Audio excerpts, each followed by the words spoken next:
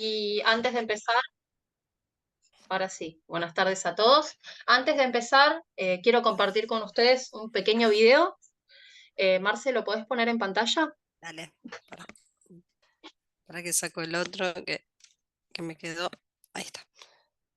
Un momentito, que pensé que era un poco más después que se ponía.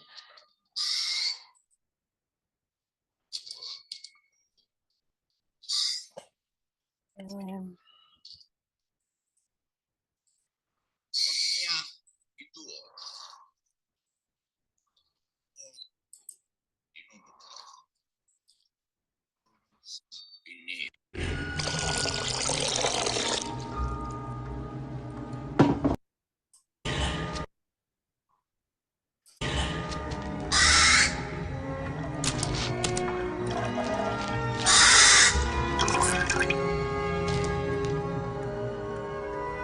Omnia in duo, duo in unum, unus in nihil.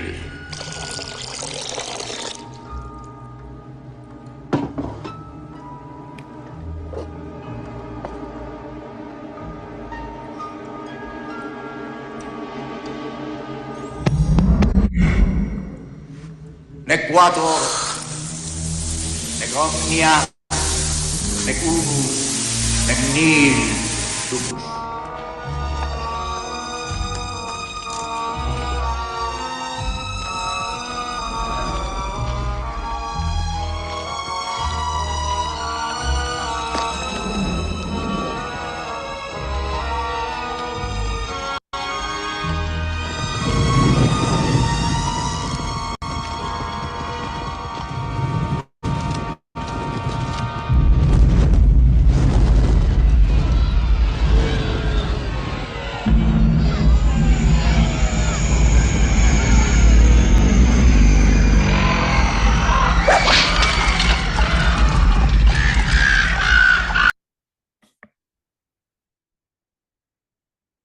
Bueno, ¿se pudo ver todo? Dos, ahora ya empieza. Sí, sí, Uno, se vio Bueno, completo. Para que hay dos, alguien. Natasha, si querés, uno, cerrame Para ahí los que. micrófonos. Sí, eso dos. estoy haciendo. Ahí está. Listo. Y es otro más acá. Ahí está. Ahí Bueno, está. dejo de Bueno, se pudo compartir. ver todo, ¿no? Sí, Bueno, dejo de compartir. sí. Bueno, ¿vieron que en esta invocación el mago, el alquimista, van a buscarlo, antes de ir a buscarlo, a encarcelarlo, como pasa siempre con los alquimistas, como pasa siempre, él hace un fuego sagrado, ¿no? Y hace esta invocación. Fíjense que dice unus in nihil, omnia in duos, duo in unum in nihil, nec quatuor, nec omnia, nec unus, nec nihil sunt. Uno en nada, todo en dos, dos en uno en nada, ni cuatro, ni todo, ni uno, ni nada son. Bueno, acá habla, fíjense que hace una señal espacial prácticamente, que simboliza los cuatro puntos cardinales y bueno, los cuatro elementos. Y entonces dice uno en nada, todo en dos, dos en uno en nada, ni cuatro, ni todo, ni uno, ni nada son. Y después dice, ahora tengamos luz y calor, invoca el fuego. Y después dice, mortem confundit magus, el mago engaña a la muerte. Bueno, acá está todo el proceso de la gran obra en una sola invocación. Esta película es El Dragón del Lago del Fuego, es una película muy vieja, si pueden búsquenla, es muy linda y tiene mucho simbolismo de la filosofía alquímica. Y bueno, sin más presentación, voy a compartir el libro en pantalla. Mientras tanto, ¿alguien tiene alguna consulta?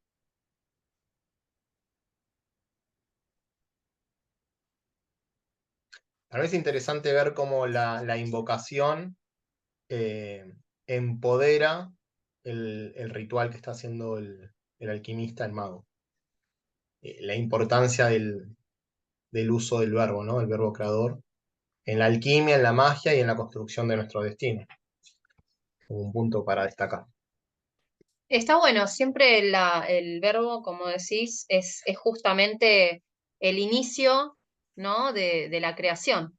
Justamente, bueno, en la Kabbalah se llama Yesh Me'ain, crea de la nada para que sea, a través del verbo. El sonido es vibración.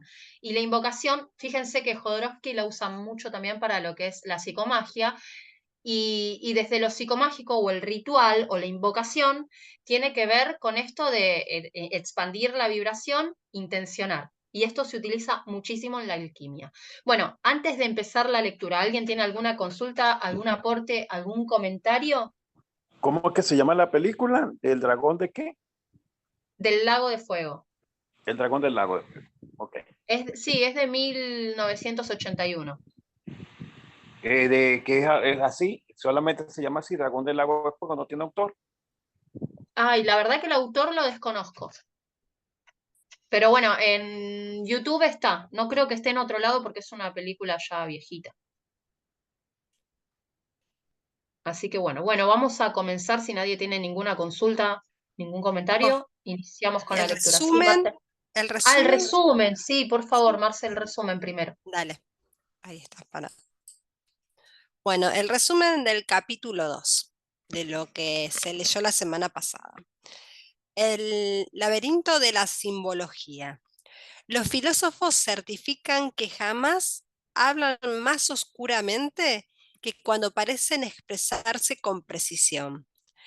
Asimismo, su claridad aparente engaña a los que se dejan seducir por el sentido literal y no se preocupan en absoluto por asegurarse si concuerda o no con la observación, la razón y la posibilidad de naturaleza.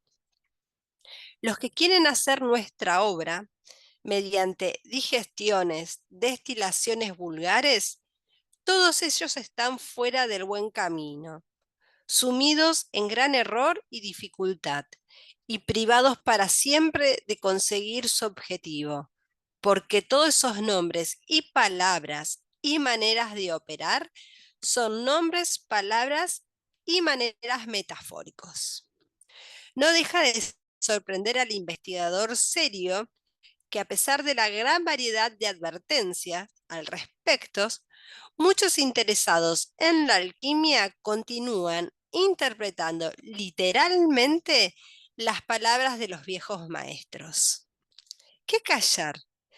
Todo cuando se refiere al secreto alquímico y concierne a su puesta en práctica, pues al constituir la revelación el privilegio exclusivo de Dios, la divulgación de los procedimientos se mantiene prohibida, no comunicable en lenguaje claro, permitida solo bajo el velo de la parábola, de la alegoría, de la imagen o de la metáfora. La alquimia no solo es oscura porque está oculta.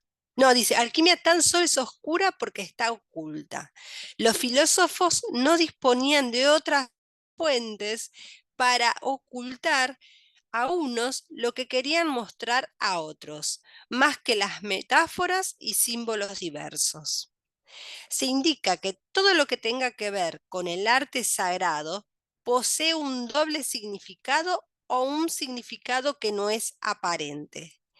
Este lenguaje oscuro y simbólico, tan querido por los adeptos para expresar sus ideas y tan exasperante para aquellos que se inician en el arte sagrado, fue denominado cábala hermética, término del cual no debe ser confundido con la cábala hebrea.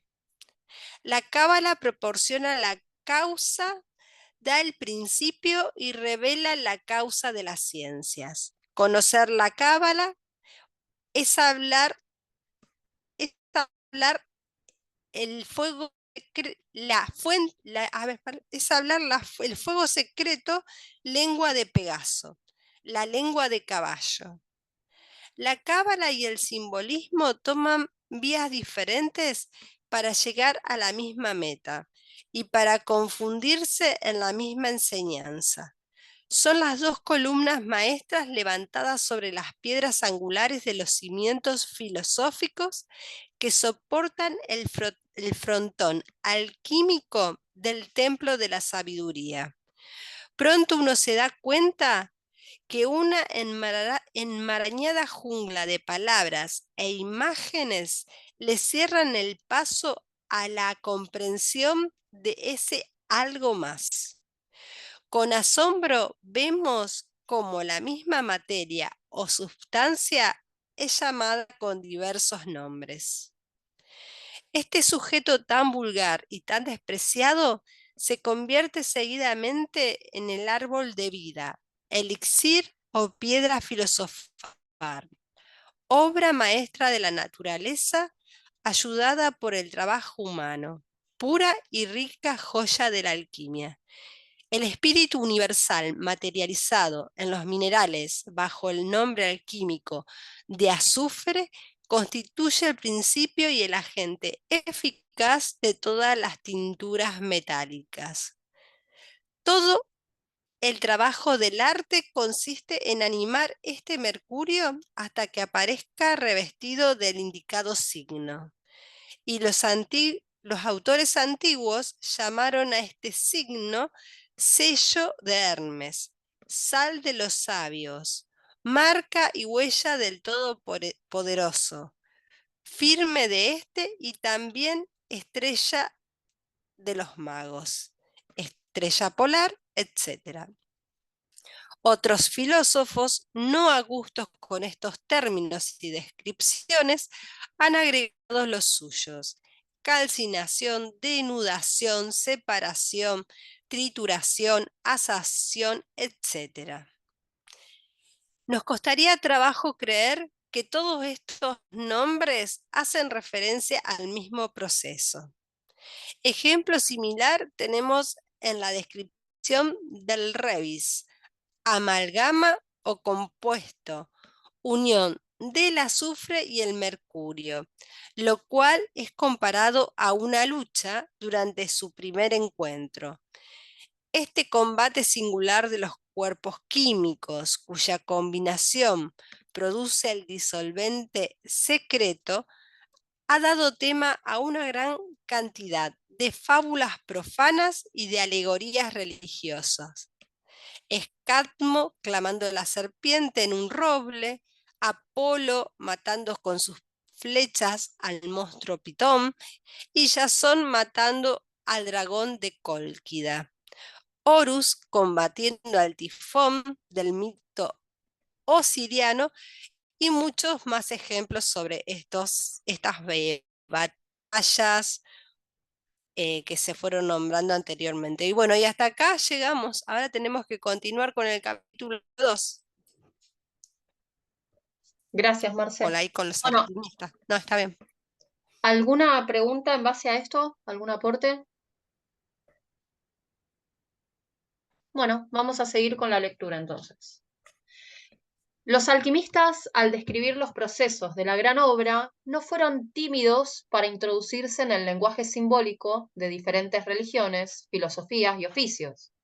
Fue tal vez en este último sector donde la confusión fue mayor, pues algunas artes poseen técnicas tan sofisticadas que por sí solas tienen un carácter esotérico, es decir, comprensible solo para quienes la practican.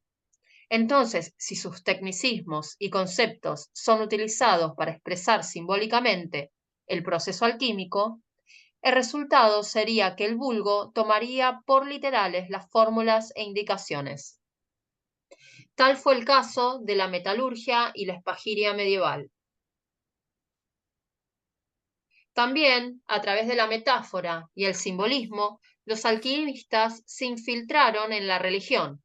Fulcanelli nos señala: hubo grandes sabios entre los maestros antiguos que no temieron explicar alquímicamente las parábolas de las Sagradas Escrituras, tan susceptible en su sentido de interpretaciones diversas. La filosofía hermética apela a menudo al testimonio del Génesis para servir de analogía al primer trabajo de la obra. Muchas alegorías del Viejo y Nuevo Testamento adquieren un relieve imprevisto en contacto con la alquimia. Y no solo en sus historias sagradas, sino también en muchas de sus fiestas populares. Las fiestas de los locos, con su carrio del triunfo, del Baco, tirado por un centauro macho y un centauro hembra, desnudos como el propio Dios, acompañado del gran pan, carnaval obsceno que tomaba posesión de las naves ojivales. Aunque esto acontecía en la iglesia cristiana de la Edad Media, la infiltración alquímica no solo abarcó al cristianismo.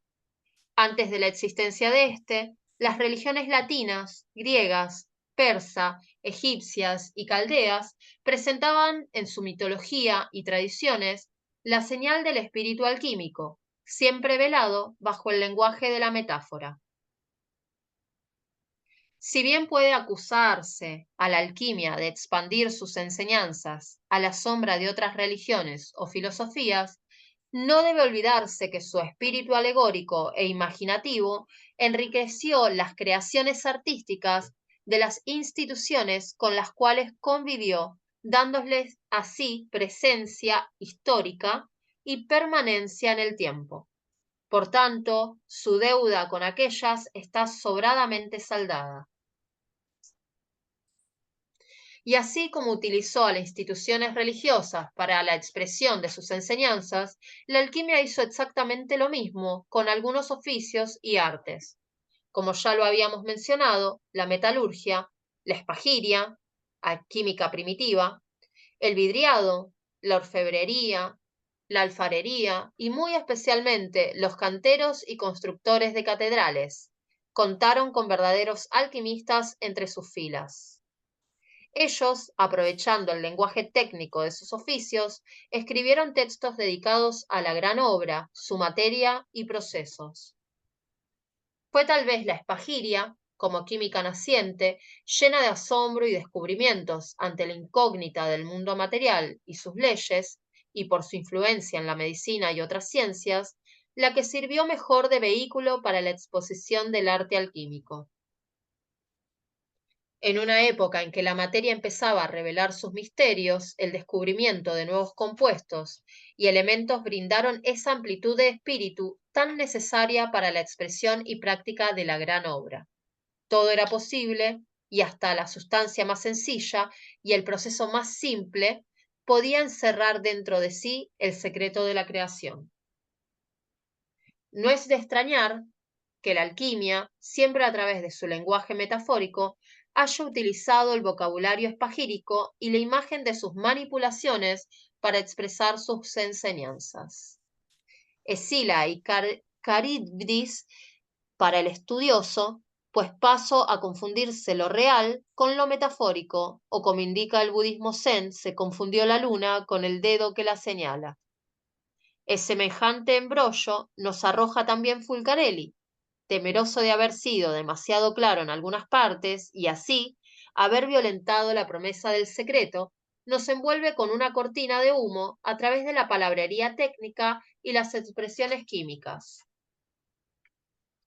Los que están instruidos acerca de las cualidades del sujeto saben que el disolvente universal es un verdadero mineral, de aspecto seco y fibroso, de consistencia sólida y dura, y de textura cristalina. Es pues una sal y no un líquido ni un mercurio fluyente, sino una piedra o salpétrea, de donde sus calificativos herméticos de salitre, de sal de sabiduría o sal de Alenbrot. Pobre de aquel que no comprenda que el insigne adepto habla metafóricamente, utilizando un lenguaje químico y refiriéndose al disolvente universal como un cuerpo mineral, por su origen y naturaleza interna. Sin embargo, dejándose vencer por la compasión, nos pone en alerta al destacar en una grafía diferente las palabras sujeto, disolvente universal, verdadero mineral, sal, piedra, salpétrea, salitre, sal de sabiduría y sal de Alenbrot. Con ello nos indica la ambivalencia de aquellos términos. Le estaremos siempre agradecidos. Estando claros y habiendo aceptado que los escritos alquímicos están en lenguaje simbólico, nuestra próxima tarea será intentar descifrar su código, más cerca de la poesía que de la terminología técnica de nuestras ciencias. ¿Hasta acá alguna consulta, alguna pregunta? Sí. Yo quería preguntar, Mira, Antes que, A ver, antes de que dale. pregunte, Marce, Sí, quería simplemente diciendo que acá al principio habla que la alquimia utiliza un lenguaje alegórico, pero utilizando la Biblia, como dice que el Génesis. Para complementar eso, simplemente quiero decir, acá en un texto el maestro Evan Hoff dice esto: cada alquimista escogía un pasaje de las Escrituras para simbolizar la gran obra. Algunos escogieron la fosa de los leones de Daniel, en la que se encontraban 4 animales diferentes. Otro citó la estatua hecha en oro, bronce, hierro y arcilla. Y otro más tomó a Eliseo, curando a los leprosos y la necesidad de sumergirse en el Jordán para purificarse. Por ejemplo, el alquimista Nicolás Flamel considera como símbolo de la gran obra la masacre de los niños inocentes por Herodes, la manera en que los soldados arrancan a estos niños de sus madres para degollarlos, así como la sangre vertida. Se pone esta sangre en un recipiente, una copa, donde se bañan el sol y la luna. Entonces dice, la Biblia entera representaba los detalles alquímicos de la gran obra. Todo es simbólico en la vida. Y sigue, ¿no? Pero quería complementar como que sí, que muchos alquimistas utilizan para desarrollar todo lo que es el lenguaje secreto de la alquimia, alegorías de la Biblia, como dice acá el autor que leyó Yami.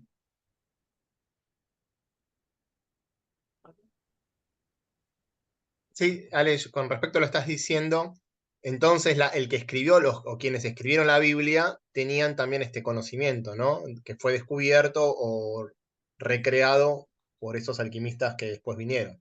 O sea, no es que encontraron algo que no fue, con lo que no fue escrito la Biblia. O sea, la Biblia fue escrito en lenguaje simbólico y desde ahí entonces los distintos estudiosos pudieron replicar y encontrar distintas significaciones en ese texto escrito por, obviamente, iniciados o gente que conocía mucho sobre la naturaleza y sus secretos.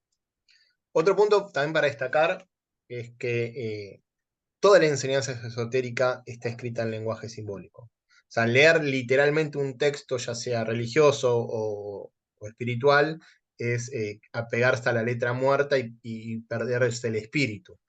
Entonces, de la misma manera que cada cosa, cada forma tiene una cualidad, un alma, y que nosotros, si nos quedamos solamente con la parte exterior, nos perdemos esa cualidad y no podemos vincularnos con la esencia, los textos sagrados también en sus escritos esconden una esencia, una cualidad que tenemos que aprender a descubrir más allá de la cáscara de la linealidad o del texto literal.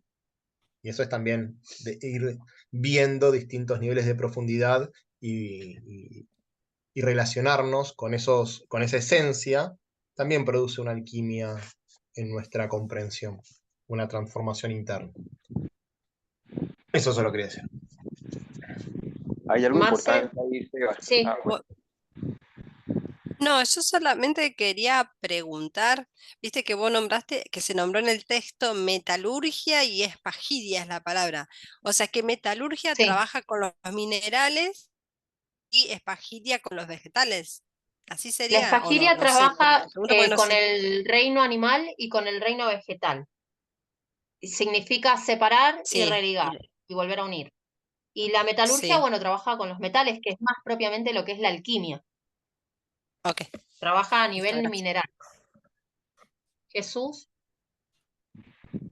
No, quería conversar, siguiendo el hilo de Seba, eso de los lenguajes simbólicos es lo que ha traído tanto controversia ahorita, porque los autores modernos, la ciencia, pintan eso como lenguaje mitológico.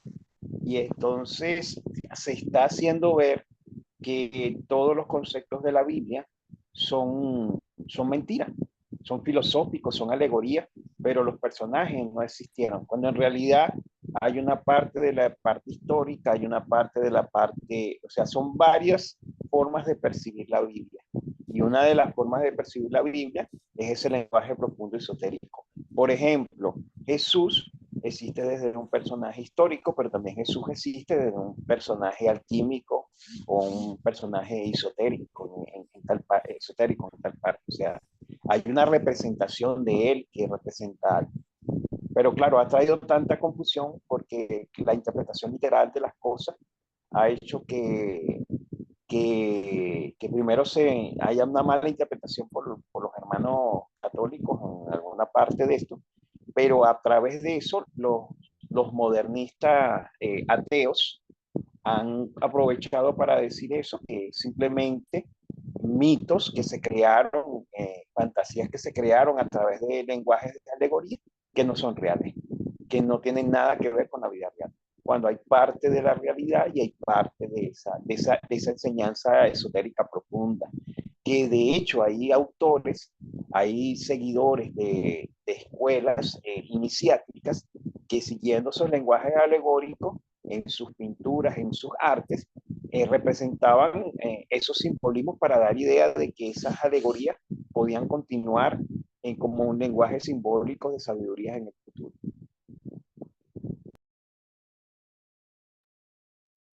Sí, sí, sí, tal cual. Igual yo me hacía más referencia en la parte literal del Antiguo Testamento, donde tal vez la parte histórica no es tan clara.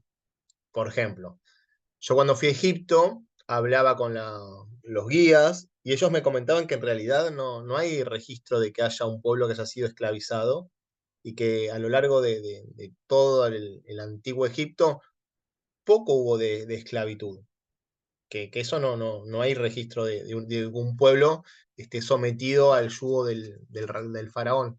Por lo tanto, teniendo eso como base, más allá de que tal vez esporádicamente que haya algún periodo pequeño de esclavitud en los largos de miles de años de Egipto, yo lo tomo más como una alegoría, entonces, de ser la esclavitud del pueblo judío en Egipto y la liberación de ese pueblo a través del contacto con Dios, ¿no? O sea, como que ese pueblo en realidad simboliza cuando nosotros nos sumergimos en la materialidad y quedamos tomados por la ilusión, por el maya, de creer que el mundo material es la única realidad, y entonces desde esa superficialidad actuamos, y ahí estamos bajo el yugo del faraón, y después cuando empieza a despertar la espiritualidad en nosotros, bueno, hay cierta resistencia, cierto periodo de lucha, en donde el faraón se revela a los designios del espíritu o del alma que empieza a despertar, hasta finalmente poder salir de ese mundo ilusorio, de ese apego a la materia tan fuerte, salir de la esclavitud para empezar a hacer ese camino de purificación a lo largo del desierto y encontrar esa tierra prometida como un nuevo estado de conciencia. Yo lo digo más así que un hecho histórico en ese caso, porque incluso consulté y averigüé y no hubo realmente un pueblo que fue esclavizado y no hubo esclavitud en Egipto, ¿no? De hecho, hubo muchos pasajes de la Biblia que los historiadores han comprobado que no fueron así, que fueron inventos en cuestión.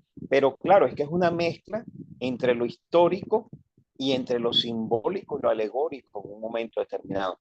Que hay autores que han aprovechado eso, por ejemplo, Moisés, hay una representación que ya, como lo mencionas, no está relacionado en parte de la historia con la verdad, pero grandes escritores, sabiendo de esa historia y sabiendo la alegoría interna, desarrollaron cuestiones en el momento. Por ejemplo, y parecerá increíble, el personaje este de ficción, Superman. Superman tiene una historia judía y es una historia de Kal-El y que está basado en la historia de Moisés, pero hay una alegoría solar y hay una alegoría directa de los autores que eran judíos, dando una alegoración de la liberación y un poco de cosas. Todo ese lenguaje simbólico lo conocían y quizás la época moderna lo pintan como una parte de ficción, de invento de eso, cuando en realidad esconde un trasfondo profundo. Sí, tal cual. Sí, en Kalel, todo lo que termina en él viene de Dios, o sea, representa a Dios. Así que, y fíjense que Superman, como estaba en la Tierra, tenía más poder porque la Tierra estaba más cerca del Sol y él se vitalizaba con el Sol. Bueno, vamos a empezar con el capítulo 3. Si no hay ninguna pregunta o aporte. Bueno, el capítulo 3 tiene como subtítulo El hilo de Ariadne o el hilo de Ariadna. Aquel que sepa con exactitud lo que desea obtener, hallará más fácilmente lo que necesita. Consejo nada despreciable, pues teniendo clara la meta, sabremos hacia dónde dirigir nuestros esfuerzos. Para la interpretación del símbolo, evitaremos analizarlo aislado de su contexto, es decir, de los otros símbolos que lo acompañan y que afirman su significado. Si se precisa el símbolo, limitado a su función positiva, normal y definida, y si se individualiza hasta el punto de excluir toda idea conexa o relativa, se lo despoja de este doble sentido, de la expresión secundaria que constituye precisamente su valor didáctico y le da su alcance esencial. Todo símbolo es una señal polivalente con varios modos de interpretación y aplicación. Para simplificar nuestro trabajo y no olvidar que la simplicidad es una de las virtudes del alquimista, haremos nuestra aproximación al símbolo según su significado etimológico morfológico, por su forma y funcional. Rara vez encontraremos los tres significados en un solo símbolo. Por regla general, para que dos de ellos se complementen, se sacrificará al tercero, pero vayamos por partes. El significado etimológico atañe a la palabra o nombre con que es designado el símbolo. En este nombre, quien nos indica la esencia del mismo. Esta forma simbólica de expresión está muy extendida en los escritos alquímicos. Su gran ventaja estriba en el manejo de las palabras en diferentes idiomas, con lo cual se pueden crear nombres, hechos y descripciones imaginarios que muestran veladamente el proceso alquímico. La mitología griega es un buen ejemplo de ella. Su desventaja radica en que el lector no posea el conocimiento idiomático necesario para dar con las claves requeridas, con lo cual todo el mensaje quedaría perdido o olvidado, hasta que alguien más capacitado recuperase el sendero. Veamos un ejemplo que nos da el propio Fulcanelli. Se dice Cristóbal en vez de Crisófo, que lleva el oro, en griego Crisóforos. Partiendo de esto, comprendemos mejor la gran importancia del símbolo tan elocuente de San Cristóbal. Es el jeroglífico del azufre solar, entre paréntesis, fíjense Jesús, o del oro naciente. Algo similar ocurre con los nombres de algunos adeptos, los cuales demuestran su conocimiento en la lengua sagrada y nos indican la orientación de la obra que tenemos ante nosotros. Así podemos nombrar a un Cálid, maestro árabe cuyo nombre del latín, calidus, ardiente, nos indica la presencia del fuego sacro. Basilio Valentín, del griego basileos, rey, y del latín valeus, poderoso. Ireneo Filaleteo, cuyo nombre compuesto de tres palabras griegas significa pacífico amigo de la verdad. Y sin ir más lejos, tenemos a Fulcanelli, del Fulcán Eli, Vulcán Eli, Vulcano Elías, es decir, Hefesto y Helios, las divinidades griegas del fuego interior y del sol. La salamandra, que en la magia es el nombre que se le aplica a las entidades o espíritus elementales del fuego, en alquimia significa sal de roca o sal solitaria, del latín sal y mandra, palabra esta última que quiere decir cavidad de roca, eremitorio o soledad.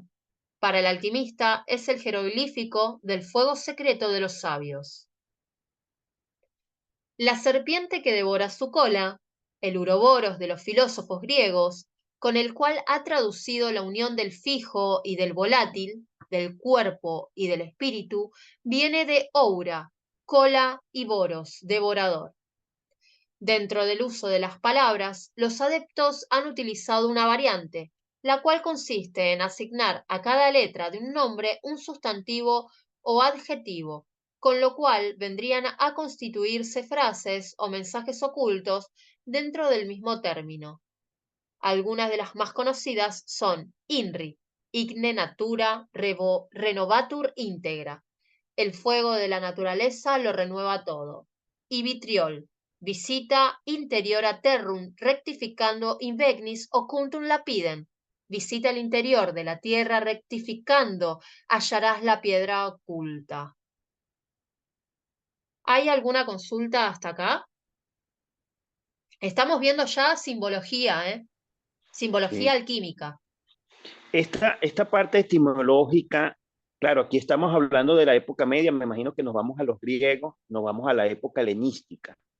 Entonces, Sí, casi todo... acá ya estamos simplemente ya en lo oculto, en lo que dice justamente que la alquimia es oscura porque está ocultando a través de la alegoría, a través de los anagramas, a través de estas acrósticos, todo el simbolismo de la alquimia, los tres principios filosóficos de la alquimia. Ujú. Y a mí, Pero, Sí, recién habías leído algo sobre algo que es lo fijo y lo volátil. ¿Podés repetirlo un segundo? sí. A ver, Ah,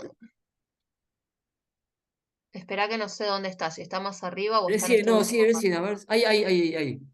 Ahí.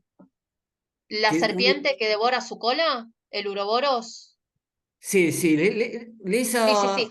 esa De oración los que es filósofos muy graciosa. griegos, con lo cual han traducido la unión del fijo y del volátil, del cuerpo y del espíritu. Viene de oura, cola y boros, devorador. Sí, con respecto a lo fijo y lo volátil, acá hay un tema de que dice el maestro también, Evan Hawks, dice esto, interesante, ¿verdad?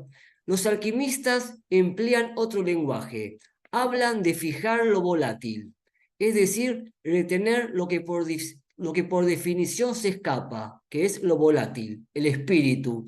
Pero para fijar lo volátil, el espíritu cósmico, hay que condensarlo, materializarlo, y ello solo es posible si se trabaja al mismo tiempo en el proceso inverso, es decir, en volatilizar lo fijo, en volver sutil lo que es material. Mientras que el cuerpo físico siga siendo grosero, espeso, impuro, no puede vibrar al unísono con el espíritu y retenerlo. Por eso es necesario todo un trabajo de purificación y decantación. Cuando este trabajo ha sido hecho, el cuerpo físico se vuelve capaz de recibir al espíritu divino, es decir, volatilizar lo fijo, es pues espiritualizar el cuerpo físico. Quería ¿Me comentar lo eso pasás? también. ¿Me lo pasás después, Ale? Mirá, eso Dale. justamente es el proceso de destilación. Justamente a través, ahí están justamente los tres procesos o los tres principios filosóficos que mencioné antes. A través de la destilación se pone, en el caso de la espagiria, ¿no? Agarramos la materia prima, que es a través de la espagiria se usa mayormente lo que es el reino vegetal. Tomamos la materia prima, la ponemos en el matraz y el sulfuro es el fuego, ¿no? Es el que va a hacer volatilizar esa materia, lo fijo, ¿sí? Y ahí, bueno, a través de la destilación se logra sutilizar la materia, que son estos tres principios filosóficos que envasan y engloban a toda la alquimia y la espagiria. Emil se había levantado la mano. Sí, yo en realidad, tal vez no voy a decir nada con respecto al tema específico, pero me gustó la primera parte, cómo empezó el tener la meta fija ayuda a conseguir más rápido el trabajo espiritual o lo que nosotros queremos lograr. Eso me gustó. Y con respecto a la alquimia, me parece que es el trabajo que nosotros vamos haciendo a través de todas las vidas vividas. porque vemos cómo a través de la evolución los distintos hombres fueron cambiando no solamente de aspecto físico, sino haber obtenido la mente, la evolución. Creo que ahora estamos en lo más bajo de la evolución, pero de todas maneras se llega a una actividad mental máxima y deberíamos concentrarnos en lugar de estar tan afuera para poder llegar a esa volatilidad de la que hablan, ¿no? Bueno, nada más, gracias. Gracias. Yo quería compartir también una reflexión con esto que leyó Ale, de lo fijo y lo volátil, y esa serpiente que se vuela su cola, que da cuenta de cierta fijeza, pero también de movimiento, ¿no? Habíamos comentado que lo fijo sería la materia y lo volátil el espíritu, porque como se nos escapa. Y al sutilizar la materia le permite al espíritu manifestarse de una mejor forma. Y ese es un proceso alquímico que es a nivel espiritual, pero se recrea también en el laboratorio, como dijo Yami.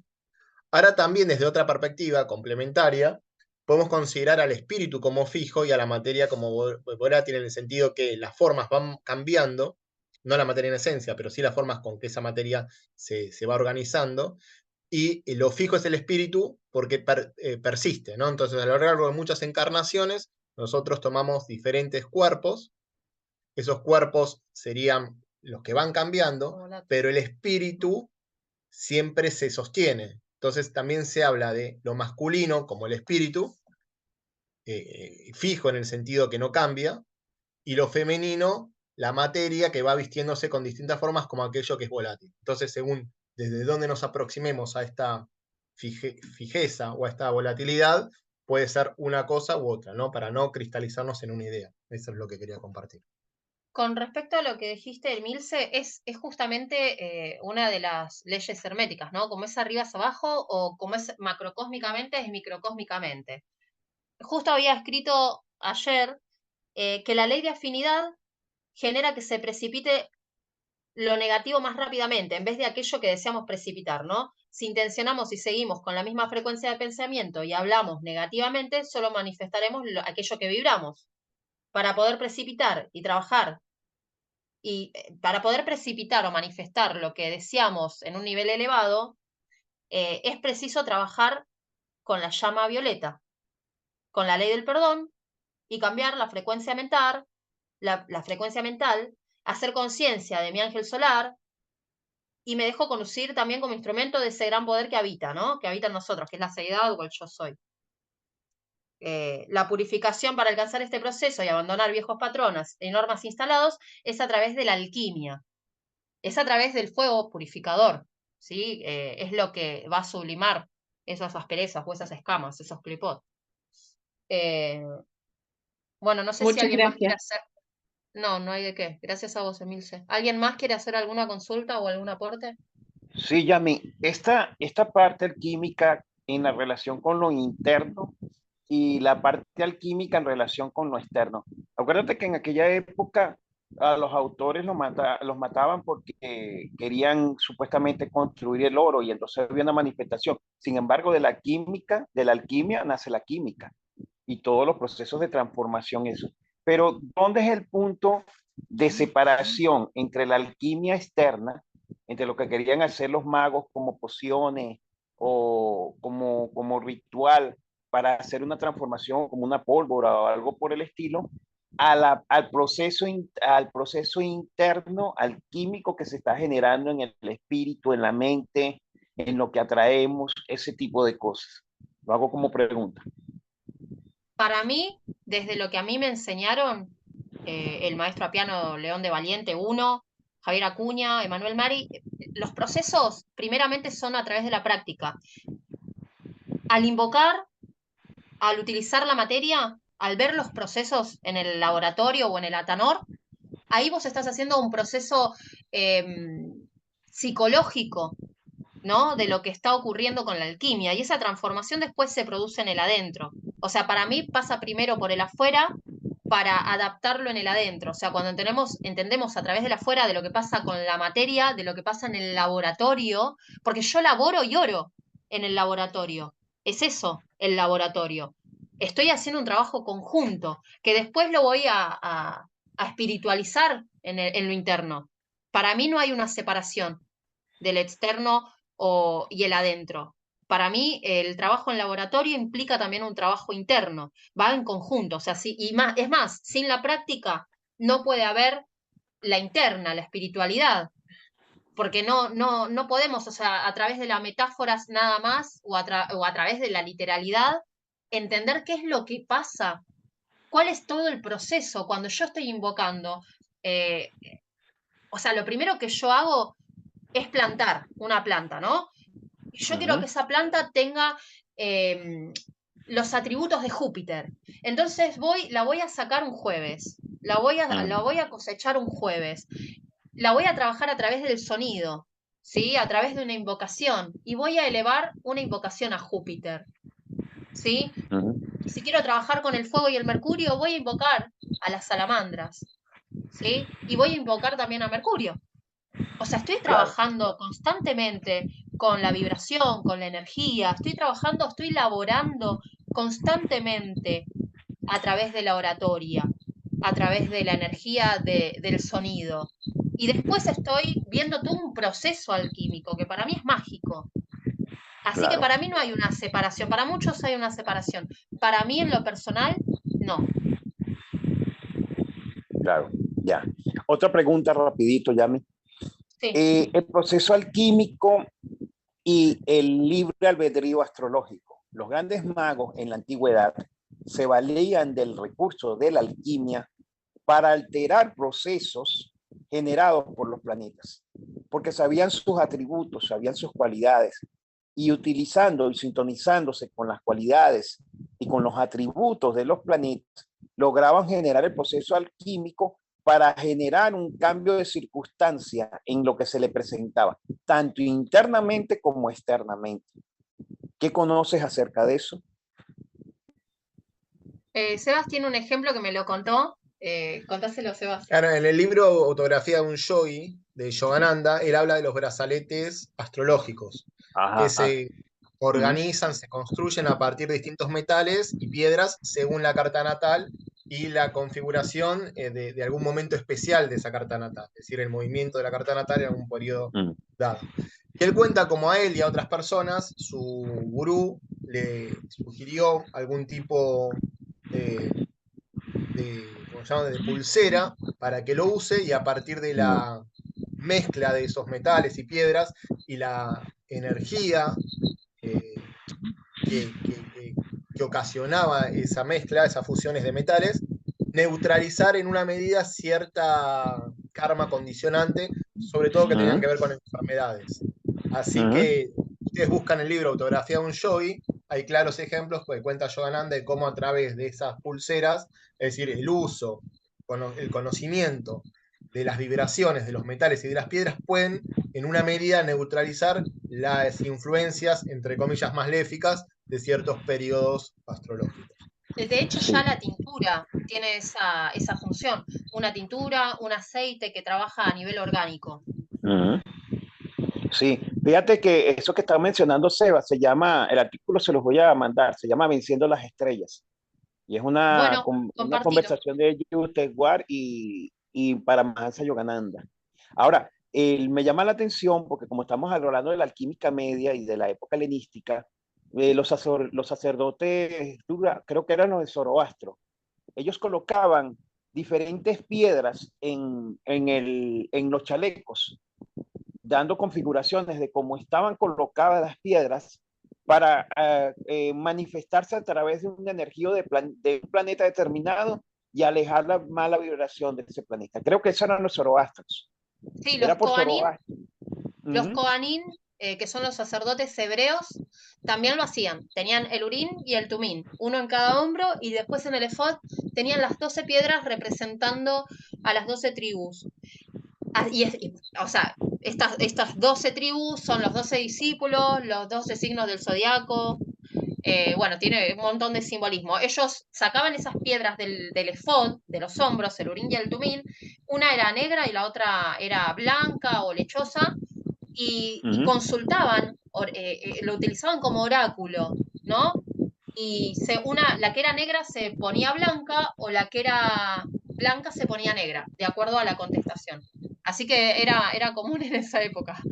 Y a Ángel, mí, querías hacer una ah, pregunta. Sí, Ale, decime. no, acá hablando de lo que contó Sebastián, el maestro Iván Jos dice esto. El maestro Yogananda cuenta un diálogo entre él y su maestro Yuktesvar. Yogananda dice, entonces, querido maestro, ¿por qué quiere usted que yo use un brazalete astrológico? Me atreví a aventurar esta pregunta después de un silencio prolongado durante el cual había estado tratando de asimilar la noble exposición del maestro, quien me dijo, de la misma manera que una casa puede ser dotada de un pararrayos de cobre para que... Mutió. Ale, te perdimos. Ale, te perdimos. Ah, ¿Te hola, ¿me muteaste? escuchan?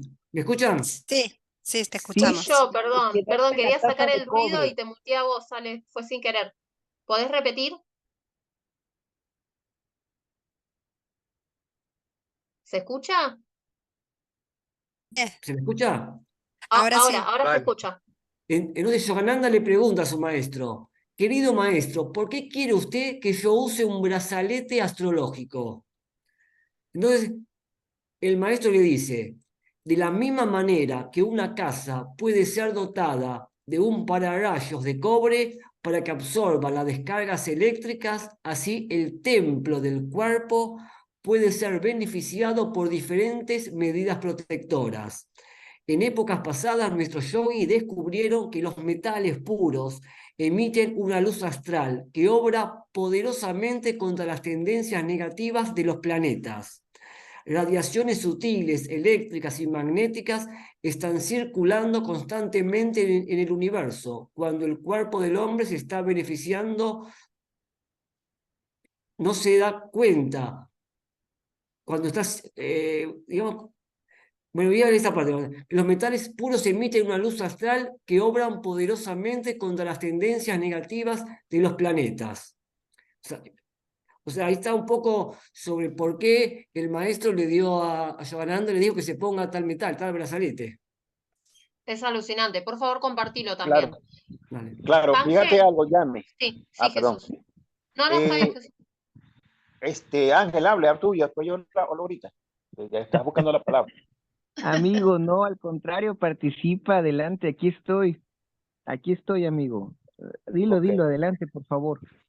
Esto de la astrología védica, acuérdate que la utilización de las piedras tenían que tener un peso específico, tenía que ser una ubicación específica en ciertos puntos.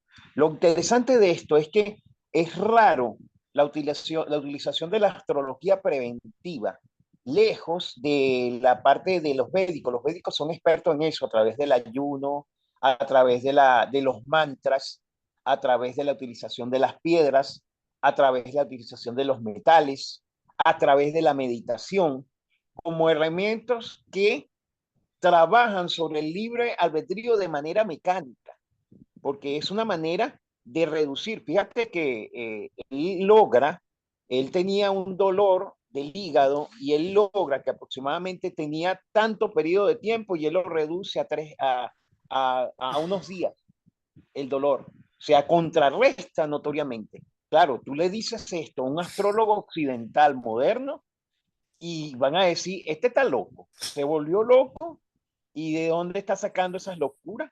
Pero si nosotros nos vamos a la historia contemporánea de nuestra cultura en Occidente, sucede, porque a través de los alquimistas helenísticos, a través de la alquimia en la época media, era eso, era utilizar las transformaciones para generar esos cambios. En la parte china, ellos también lo utilizan a través de los meridianos de energía, a través de utilizar los puntos específicos, las agujas, y qué planeta se asociaba con un meridiano terminado para contrarrestar una posible enfermedad generada por una parte cosmologónica. O sea que eso ha existido. Los mayas aquí Ángel puede hablar bastante también de eso, también tenían métodos preventivos para contrarrestar los efectos nocivos de los planetas y de las estrellas. Pero nuestra historia, como convulsionada por la época media, fue muy cercenado esa parte mágica, interesante, que generaba un aspecto transformativo, que en la cábala está, o en la cábala hermética, y que en la astrología moderna se perdió por completo por darle un carácter científico y por darle un carácter de suceso, de pronóstico, que no puede ser alterado. Muchas gracias, Jesús. Ángel, después Oscar y después Vero. Gracias. Yo quería dar una retroalimentación. Hace unos momentos Jesús Alejandro mencionó del proceso externo e interno de la alquimia y de la ciencia y de lo que podría ser espiritual y esotérico. Eso entendí yo en la pregunta que hizo. Y bueno, yo contemplé esta respuesta. No necesariamente tiene que ser antagónico el proceso interno de la alquimia con el externo, o sea, el vehículo científico. ¿Por qué digo esto? Yo soy psicólogo, estudié psicología, la licenciatura, y la psicología viene de la filosofía, pero a pesar de que estoy en un pensamiento científico y en un modelo, vamos a poner así, de escuelas psicológicas, sigo creyendo en el espíritu, creo en la filosofía esotérica. Y de hecho, si la psicología tuviera, vamos a poner así, se contemplara el espíritu y el alma, pues sería filosofía esotérica. Entonces, no necesariamente tienes que creer en una o en la otra. Aquí podríamos ser flexibles y de alguna manera encontrar pues lo sagrado en ambas, ¿no? Como parte de un ciclo, y pues también parte de ese ciclo es que baje el conocimiento y se materialice, y va a tener que volverse a elevar el espíritu, darle lugar al alma, ¿no? A lo intangible. Es lo único que quería mencionar.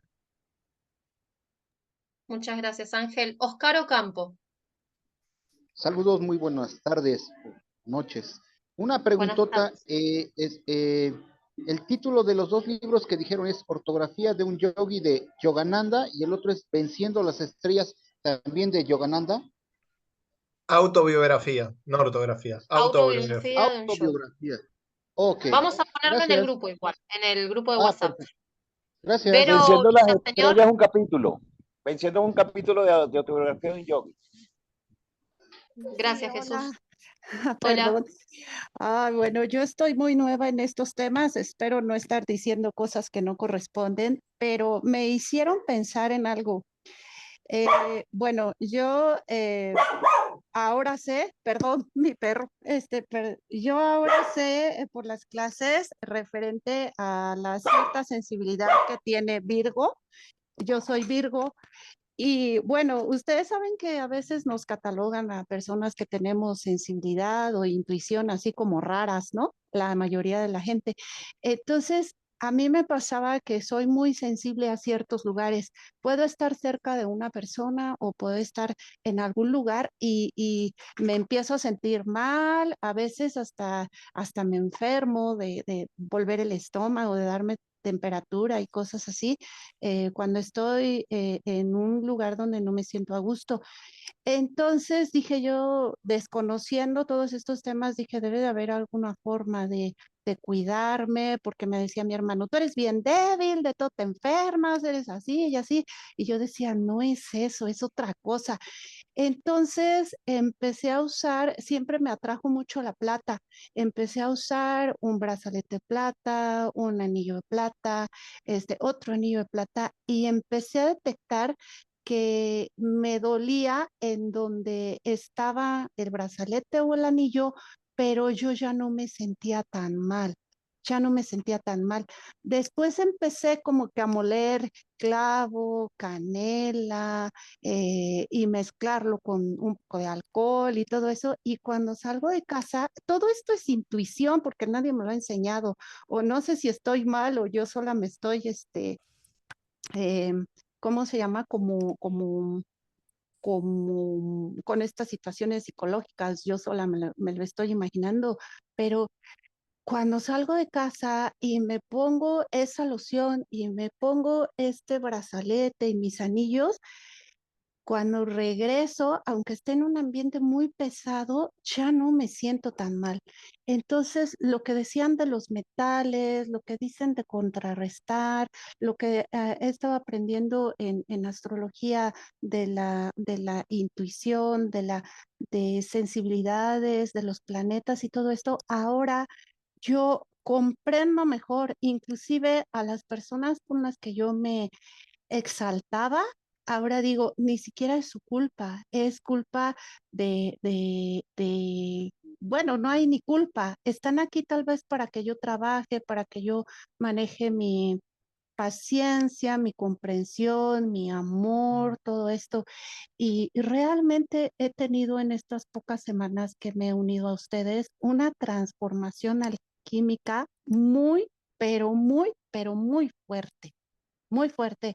Y aprovecho para agradecerles todas estas enseñanzas que me brindan y de verdad es un cambio sorprendente conmigo misma. Ha vuelto mi sentido del humor, ha vuelto mi armonía, me he verticalizado. No, es un cambio, pero tremendo. Muchas gracias.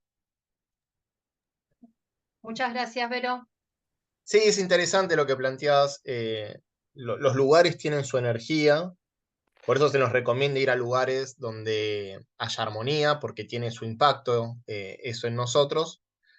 De hecho, el Feng Shui también se basa mucho en eso, en cómo las distintas formas, los distintos espacios tienen que tener la energía que corresponde y si no fluye en energía puede tener una influencia negativa en nosotros.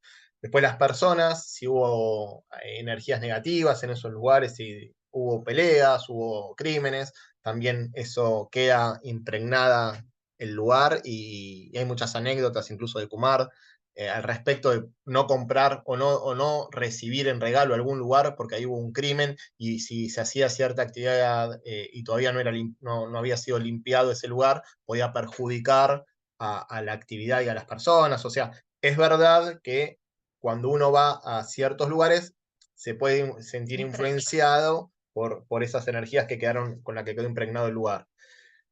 Para eso tenemos muchas herramientas. Vos dijiste algunas, ¿no? Por ejemplo, el alcanfor, también lo recomiendo Kumar cuando vamos a lugares donde hay mucha energía negativa, ir con alcanfor para que esas bajas vibraciones no nos toquen. Pero tenemos el trabajo del sonido, tenemos la visualización, la llama violeta, bueno, el brazalete astrológico también tiene su impacto. Así que hay muchas herramientas para protegernos de las bajas vibraciones de algunos lugares y sobre todo es el estado de conciencia, ¿no? Si uno internamente se eleva de cierta desarmonía que pueda generar los agujeros para que esas energías se filtren, entonces, como decía Jesús, el mal de este mundo viene hacia mí y no tienen que asirse. Así que bueno, tenemos muchas herramientas para elevarnos vibratoriamente y que lo que es más denso pase por debajo y no nos toque. Entre ellas, por ejemplo, otra más, no sé si ya la dije, la llama violeta. Bueno, Sí, gracias. muchas gracias. Muchas A gracias. Lo mí, voy a tomar en cuenta. Sí, Ale. Gracias, Vero. Sí, está Ale. interesante este tema y quiero leer este párrafo solamente que me parece que es muy importante, porque mucha gente empieza a usar piedras, talismanes, y esto es importante que dice el maestro. Ahí bajó. Llevar encima objetos simbólicos como joyas o talismanes puede ser útil y beneficioso para vosotros, pero solo si cumplís ciertas condiciones. Primero, cuidad de llevar solo símbolos cuyo significado conocéis. Cada símbolo es de alguna manera un signo de reconocimiento para los espíritus de la naturaleza. Y si los humanos no saben lo que significan estos signos, los espíritus por su parte lo saben y muy bien.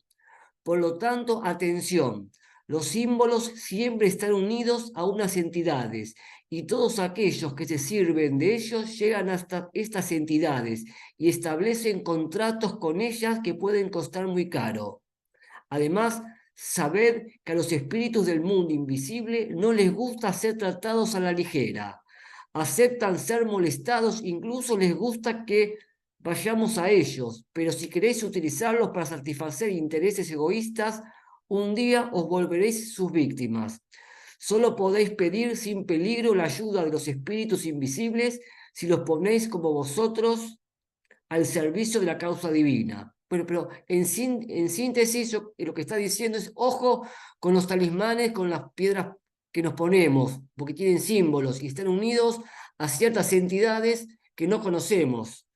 Y aunque nosotros no los conocemos, esas entidades sí conocen el símbolo. Y si son símbolos como, por ejemplo, un pentáculo con el vértice hacia abajo, es un símbolo negativo, que implica algo negativo, y uno va a traer entidades negativas. Eso está queriendo decir, que tenemos que saber qué símbolos estamos usando para saber a qué entidades podemos estar atrayendo con respecto a esto.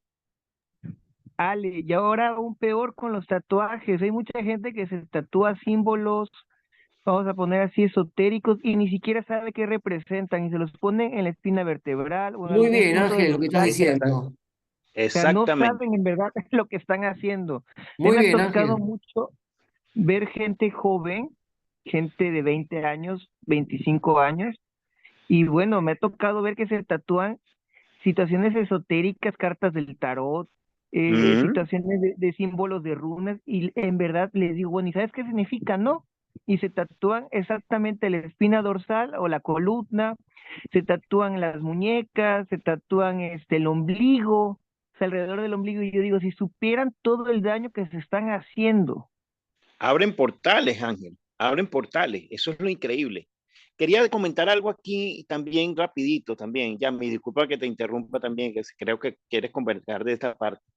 El uso de los metales hay que tenerle cuidado, analizando con lo que dijo Alejandro. En el sentido, para la medicina china, nosotros tenemos formas de meridianos y ellos giran de una forma determinada. Hay personas que son afines con el metal de oro y hay personas que son más afines con el metal de plata. Hay experimentos que hay ahorita, se llama el Tour for Health, que es el estudio a través de las palancas kinesiológicas. La relación existente entre el cuerpo muscular y las palancas kinesiológicas con el cuerpo energético.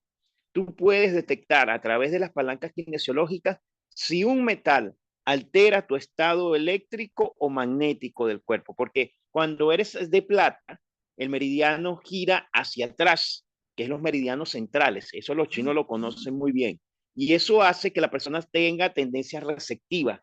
Pero cuando eres oro, eres eléctrico y vas hacia adelante. Si nos colocamos una polaridad contraria o un metal que genere una polaridad contraria, nos puede generar enfermedades. Eso a nivel mecánico, eso hay que tenerlo muy pendiente, y a nivel eléctrico. Creo, déjame buscar un informe por ahí que hay para que tengan esa información, y se altera el cuerpo etérico, se altera el cuerpo energético. Entonces uno tiene que estar pendiente con ese estado eléctrico, porque los meridianos se alteran. También el uso de los tatuajes en ciertos puntos corta el ciclo energético del meridiano. Y al cortar el ciclo energético del meridiano, más adelante en el tiempo, con los años, se altera un órgano, se altera una víscera.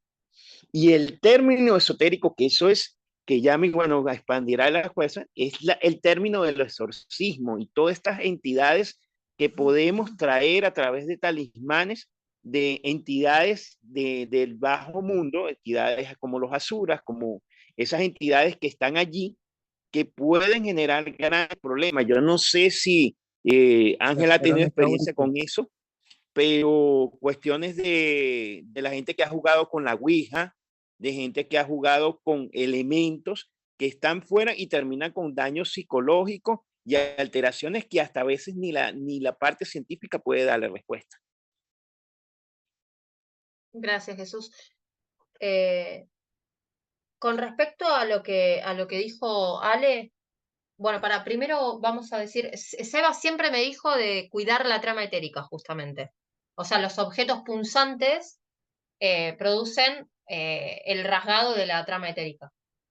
Sí, sí, y bueno, y como dice bien acá Jesús, a mediano plazo, además, eso se traduce pues se puede traducir en enfermedades físicas. No solo se vuelve vulnerable al romperse la trama entérica la persona frente a ciertas entidades, sino que eso implica también la ruptura a nivel electromagnético que termina afectando a mediano y largo plazo cuestiones físicas y, por qué no, psicológicas, con respecto a los tatuajes o quemaduras o cortes y demás. Después, algo que está vinculado a la medicina moderna y que tiene que ver con lo que venimos hablando, son unas tarjetas cuánticas, por ejemplo, que venden ahora, que vienen de Alemania, que yo se las puse a mi hijo y que, bueno, es interesante investigar sobre el tema, que supuestamente eso tiene un impacto positivo a nivel del energético del cuerpo, es decir, del toroide del cuerpo. Entonces, es como una, entre comillas, no es lo mismo, pero es como una actualización de esos brazaletes en donde ya se está descubriendo que cierta tecnología impacta de manera positiva, en este caso sería positiva, al desarrollo energético del cuerpo y cómo entonces la contraparte energética tiene su efecto claro y medible incluso en el aparato biológico. Y entonces ya la medicina occidental está teniendo algunos instrumentos vinculados a esto que estamos comentando. Sí, las orgonitas también. Hay un montón de elementos. Con respecto a lo que dijo Ale, Basilio Valentín dice de que cada vez que se inicia un trabajo, una labor en el Atonor o en el laboratorio, siempre se invoca a Dios. La alquimia es una disciplina iniciática y como tal permanecerá siempre. Y una de las cosas que dice Nicolás Flamel es el trecento. Se los voy a leer. Dios omnipotente, esta es una invocación que siempre hacía Nicolás Flamel. Dios omnipotente y eterno, Padre de la luz, del cual nos llegan todos los bienes y todos los dones perfectos, imploro vuestra infinita misericordia. Haced que yo conozca vuestra eterna sabiduría, aquella que circunfunde vuestro trono, que ha creado y hecho, que conduce y conserva todo. Enviádmela desde el cielo, vuestro santuario, y desde el trono, vuestra gloria, para que venga a mí y en mí opere. Y aquella, la maestra de todas las artes celestes y ocultas, que posee la ciencia y la inteligencia de toda cosa. Haced que me acompañe en todas mis obras, que, gracias a su espíritu, yo posea la verdadera inteligencia y que proceda sin error en el noble arte al que me he consagrado en la búsqueda de la milagrosa piedra de los filósofos, que vos habéis escondido al mundo, pero que concedéis descubrir al menos a vuestros electos, que esta gran obra, para la cual soy llamado a cumplir aquí en la tierra, yo la comience, la continúe y la complete felizmente, que pueda yo gozarla siempre en contento. Os lo pido por Jesucristo, la piedra celeste angular del milagro, fundada para la eternidad, que comanda y reina con vos. Amén. Y para Celso tenía esta plegaria: oh Espíritu Santo, hazme saber aquello que no sé y enséñame aquello que no sé hacer y dame aquello que no poseo. Conserva mis 5 sentidos en los cuales tú, Santo Espíritu, moras y condúceme a la paz divina. Oh Santo Espíritu, enséñame la manera justa de vivir con Dios y con mi prójimo. Amén. Y bueno, la última invocación que les voy a leer, que es de Basilio Valentín, dice así: a esta verdadera invocación al buen Dios se le hace seguir la contemplación de cada cosa. Esto quiere decir que desde el comienzo todo debe ser meditado, o sea, las características de cada cosa, como son su materia y forma, en cuyo principio se encuentran sus actividades, en qué modo han entrado esas y también cómo fueron recibidas del sideral, o sea, de los astros, como han obrado a través de los 3 principios originales. Del mismo modo, cómo la manifestación corpórea puede ser de nuevo disuelta o reducida al estado de su materia primera o primera forma de ser, como he contemplado al detalle en mis otros escritos, de modo tal que desde la última materia podrá convertirse la materia primera y de la materia primera de nuevo a la última materia. Así que bueno, Basilio siempre habla de la invitación y la invocación a Dios, invita a meditar sobre la obra que se va a hacer. Y después dice, a ver, ¿dónde estaba? Acá, del carro triunfal del antimonio. La invocación del nombre divino es una de la contemplación esencial para la gran obra. Una verdadera e incorrupta preparación, el buen uso, la utilidad, ¿sí? Indagar, meditar, y después dice, todo buscador de la verdad y amante del arte debe indagar. Tales 5 cosas, todo químico o chimicus, dice acá en latín, verdadero alquimista debe saber considerar.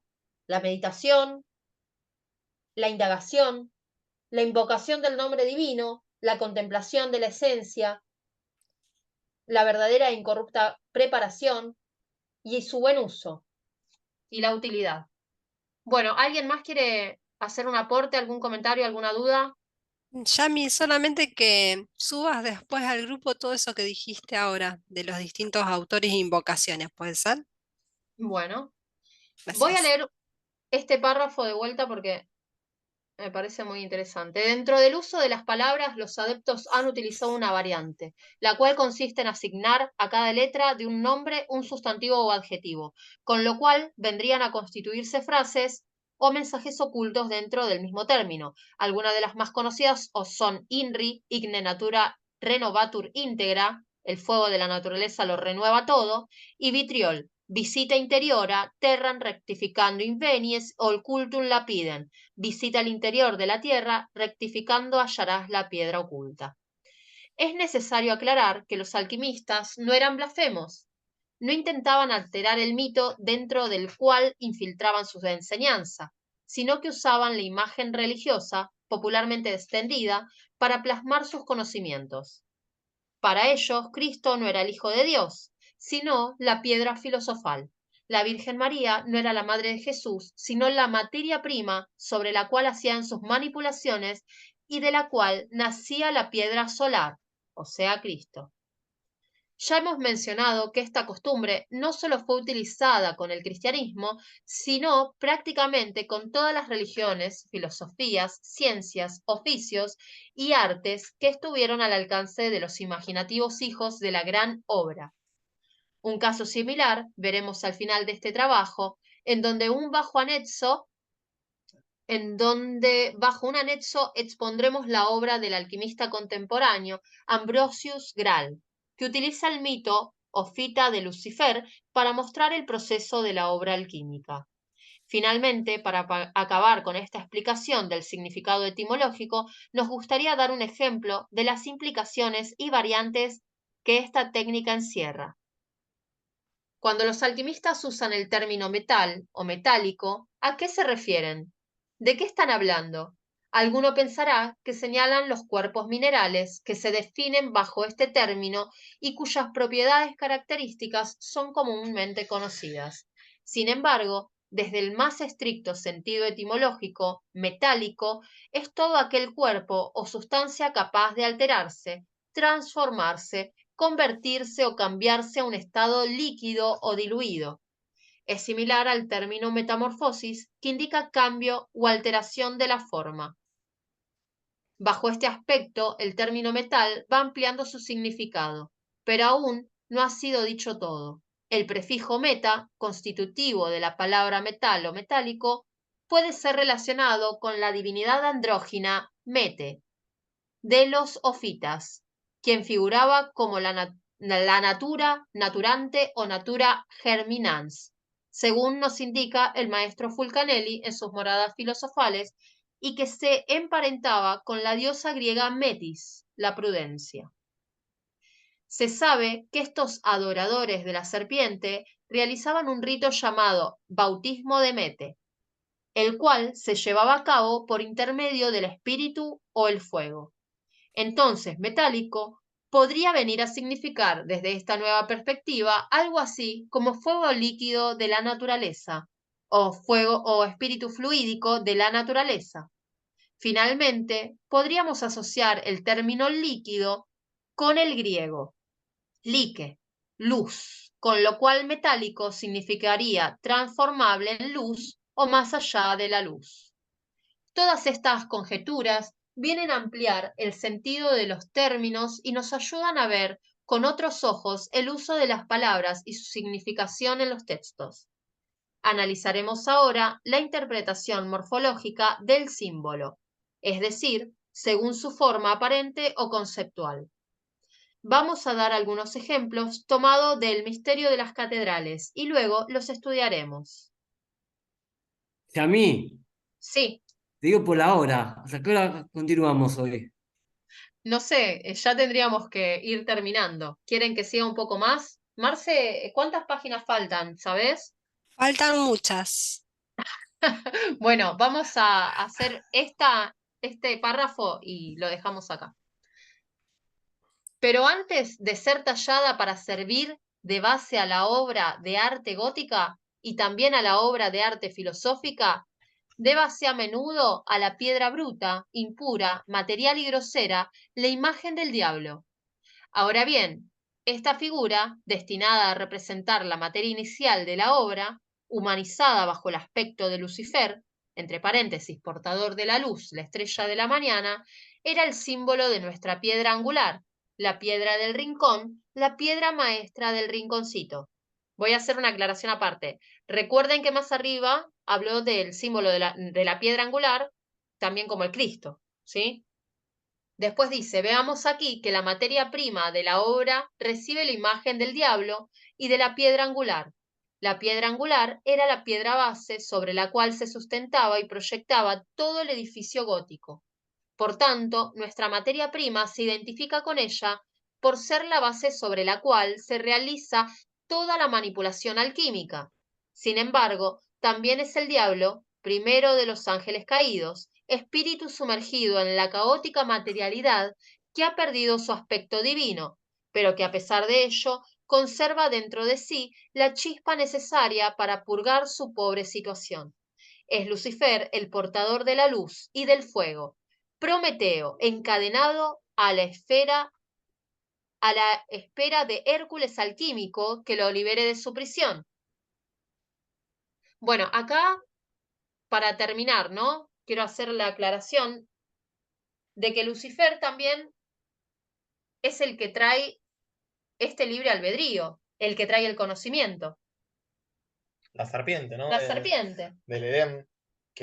Y es más, cuando, ya lo había mencionado antes, pero cuando las chispas empiezan a descender, o las sefirás, necesitan un vehículo, algo que las porte. Y habla de estas escamas, ¿no? Se cubrieron de pieles, se cubrieron de clipot. O sea, habla también de nuestras pieles, de nuestras capas de piel, esas escamas, esos clipot. Hace referencia también a eso. Y hace referencia a los cuerpos, puede ser. a los cuerpos, tal cual. Son esas capas y capas de piel o de escamas, esa piel de la serpiente que nos trae la sabiduría. O sea, esas chispas que descienden vienen a buscar sabiduría. A través de la experiencia humana. O el atravesaje de los distintos reinos. Y ese Lucifer, que aparentemente parece negativo, diabólico, al cual hay que escaparse, en realidad viene a traer la posibilidad de que la luz descienda a la materia y que esa materia evolucione a partir de ir incorporando o reconociendo esa luz intrínseca que le es natural. Porque recordemos que espíritu y materia son dos aspectos de una misma unidad. Entonces, esa ilusión de creer que Lucifer es algo negativo tiene que erradicarse de nuestra mente para darle su verdadera simbología o captar su simbología esotérica, ¿no? Que es la vida que nos permite tener la experiencia a través de la materia para redimirnos y reconocernos a nosotros mismos como esa unidad que somos, pero que partiendo de una unidad inconsciente, a través de la experiencia de la materia y la ilusión que eso ocasiona, va a traer el aprendizaje necesario para volver a esa unidad que nunca se perdió, pero de manera consciente. Y esa ayuda la da Lucifer o la serpiente del Edén. Lo vamos a ver más adelante, esta imagen, ¿no? Pero una representación es el Baphomet, ¿no? Que representó Eliphas Levi. Tiene toda una simbología alquímica. Por eso dice, solve coagula, señala al cielo y señala la tierra, o abajo, arriba y abajo. Hay un montón de significancia en esta figura controversial. Bueno, vamos a dejar acá. ¿Alguien tiene alguna duda, algún aporte, alguna pregunta? Sí, Yami, la terminología, las tres terminologías que se manejan con respecto a eso, Lucifer, el diablo y Satanás. las tres tienen significaciones distintas. Sí, Sí, porque Lucifer es ángel de la luz, diablo es como limitación de la energía, como que, y Satán como la negación. sí, Pero generalmente se asocian las tres a una. Y por eso es la sí, confusión de la Iglesia Católica y el ataque a todas estas partes esotéricas, porque dime, ellos trabajan con Lucifer, son diabólicos y son eso. Sin embargo, hay escuelas que trabajan con el caos, que también utilizan esos elementos y podrían llamarse también escuelas de magia negra. Bueno, Entonces ahí es donde el está. caos es esa oscuridad primordial, que en realidad no es oscuridad. Sí, de Claro, hecho, Blavatsky nombraba a Lucifer a su revista, ¿no? Como para poner en orden esa tergiversación que hizo la iglesia, sobre todo cristiana. Y también a Lucifer se le dice que es la estrella de la mañana, es decir, Venus. Y Venus es el alter ego de la Tierra. Así que es una mala interpretación que la Biblia, Bueno, y que tomó el cristianismo de una Biblia acá está comparado con literal, Prometeo también. que son los ángeles solares, o sea, los prometeos del cosmos, que se vienen que traen el Trae fuego el fuego al de hombre. la mente al hombre, el fuego de la mente, el fuego tiene que ver con el plano mental, al hombre, y que además eso le permite entonces la alquimia, porque la base de la alquimia está Es siempre el en el fuego. fuego, en la transformación que puede traer el fuego, son los ángeles solares, los que incentivan el cuerpo mental y a partir de ahí nace la conciencia humana o el alma humana.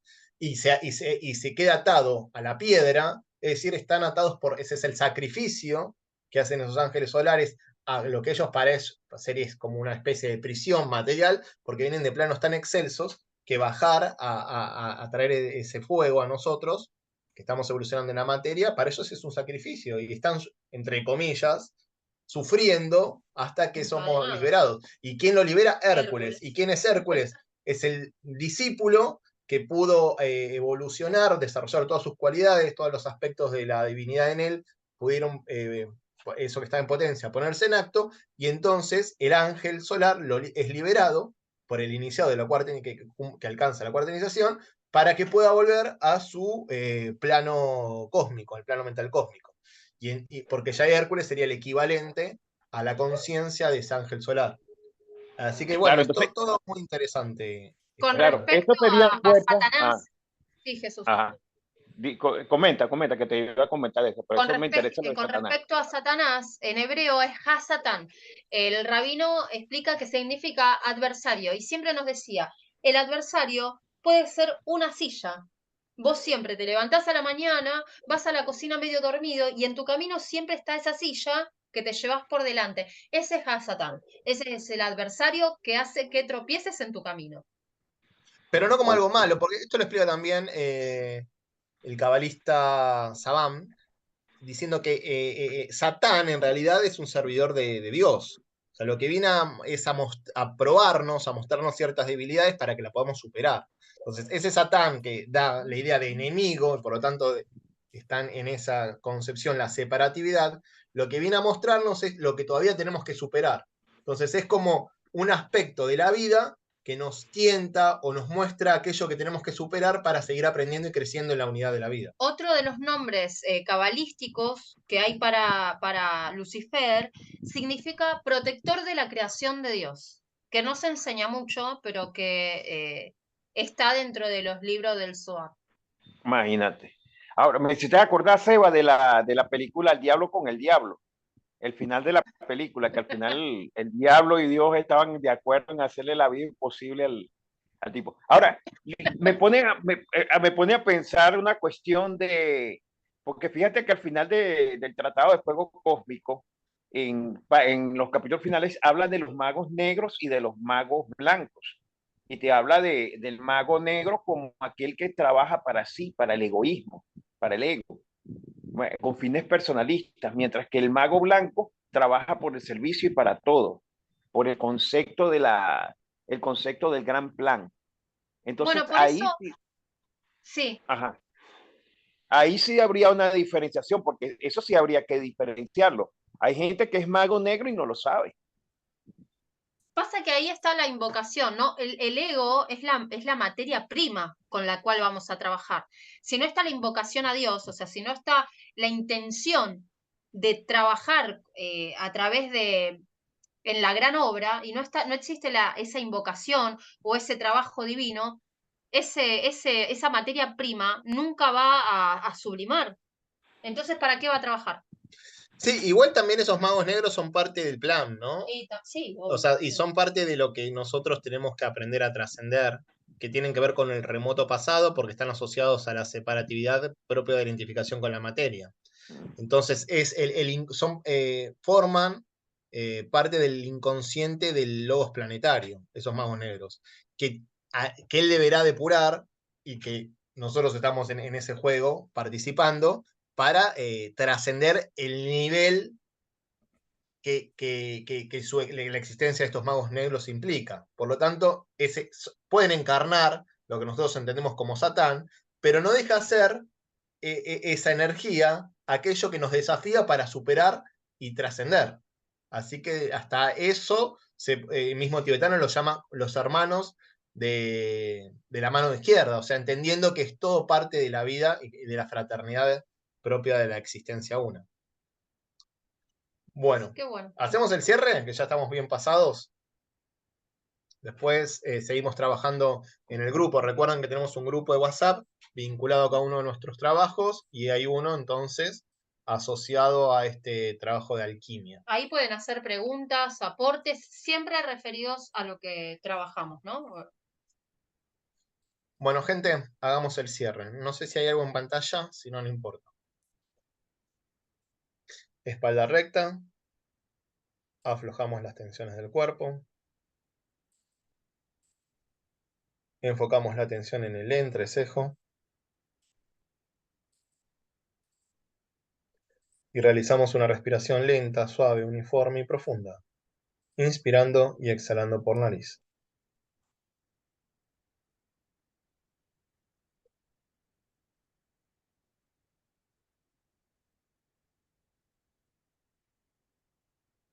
Entonamos 3 veces la palabra sagrada Om.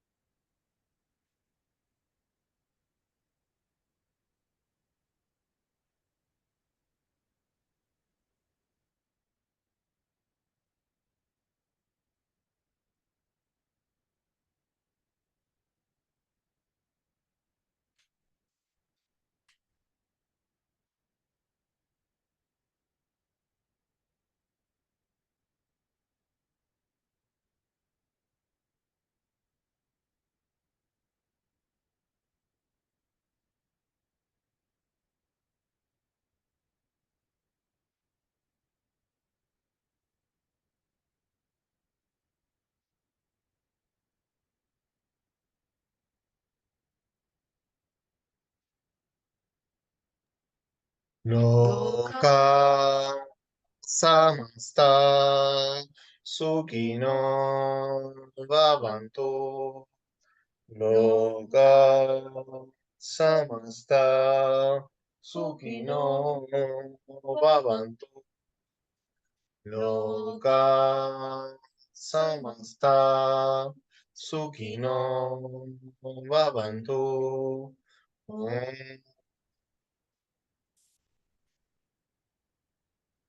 Shanti, Shanti, Shanti.